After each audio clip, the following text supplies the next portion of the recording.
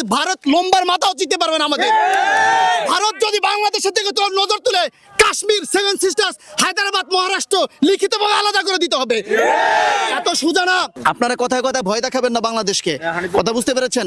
আমরা ইন্ডিয়াকে ডরাই না। হাদি নামের বিপ্লবী হাদি ব্রিগেড গঠন করা হবে। ভারতকে কেউ ঠেঙ্গায় না। আপনারা নেতারা ভারতেরকে ভয় দেখেন কেন? আমরা যদি কিছু করি তাহলে ইন্ডিয়া নাকি আমাদেরকে হামলা করবে। আরে ভাই, এটা গ্লোবালাইজেশনের যুগ। ইন্ডিয়া আমাদের কিচ্ছু ছিঁড়তে পারবে না। ইন্ডিয়া যদি আমাদের দিকে একটা বুলেট ছড়ে না, চারদিকে ইন্ডিয়াকে ঘিরে ছিঁড়ে খেলে ফেলাবো। আপনারা জানেন, ইন্ডিয়া যদি বাংলাদেশ দিকে নজর দেয়, ইন্ডিয়াকে 7টা রাষ্ট্র হারাইতে হবে। কাশ্মীর, সেভেন সিস্টার্স, ইন্ডিয়াকে লিখিতভাবে ত্যাগ করে তারপর বাংলাদেশের দিকে নজর দিতে হবে।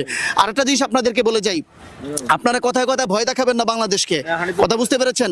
আমরা ইন্ডিয়াকে ডরাই না। আমরা 16 কোটি 20 কোটি স্বাধীন জনতা।